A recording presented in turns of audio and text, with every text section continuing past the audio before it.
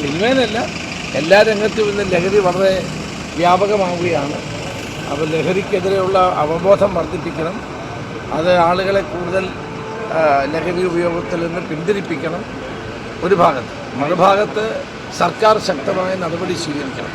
9 വർഷമായിട്ട് ഈ ഗവൺമെൻറ് ഒന്നും ചെയ്തില്ല. അതുകൊണ്ടാണ് ഇത്രയും ആഴത്തിലേക്ക് ലഹരിയുടെ സ്വാധീനം സമൂഹത്തിലുണ്ടായത്. പക്ഷേ സാർ, ഇന്ന് റഹീം സാർ എന്ന് പറഞ്ഞത് ഏത് സർക്കാരാണല്ലോ ഇന്ന് ഭരിക്കുന്നതെന്ന് അറിയാമല്ലോ, അപ്പം ഉടനെ തന്നെ ഷൈൻ ടോം ചാക്കോനൊക്കെ പിടിക്കും. 9 വർഷമായിട്ട് ആരും പിടിച്ചില്ലല്ലോ. ഇപ്പം മാധ്യമങ്ങളും സമൂഹവും ഒരുമിച്ച് മുന്നോട്ട് വന്നപ്പോഴാണ് ഗവൺമെൻറ് കണ്ണു തുറന്നത്. 9 വർഷം ഒരു ഗാഠനിദ്രയിലായിരുന്നു ഈ ഗവൺമെൻറ്.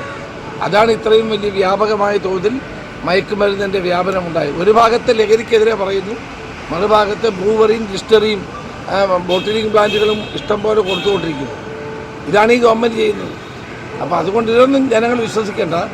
നമ്മളെല്ലാവരും കൂടി ഒരുമിച്ച് നിന്നുകൊണ്ട് ലഹരിക്കെതിരെ ഒരു പോരാട്ടം നടത്തണം, ലഹരി വർജിക്കണം. അതാണ് ഇന്ന് ആവശ്യം. സാറേ, അപ്പോൾ ഇതിനൊരു പരിഹാരം നമുക്ക് എങ്ങനെയാണ് ചെയ്യാം? പരിഹാരം ഇത്രയേ ഉള്ളൂ. ലഹരിക്കെതിരായിട്ടുള്ള ഒരു അവബോധം സൃഷ്ടിക്കുക, 1.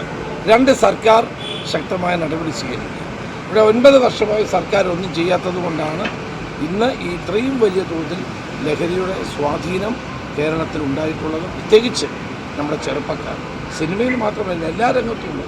സ്പോർട്സിലുണ്ട്, സിനിമയിലുണ്ട്, നിത്യജീവിതത്തിലുണ്ട്, സമൂഹത്തിൻ്റെ എല്ലാ തലങ്ങളിലുമുണ്ട്. നമ്മൾ സിനിമക്കാരെ മാത്രം കുറ്റപ്പെടുത്തിയിട്ട് കാര്യമില്ല, എല്ലാ രംഗത്തുമുണ്ട്. അപ്പോൾ ഇത് തടയാനുള്ള ശക്തമായ നടപടിയാണ് ആവശ്യം.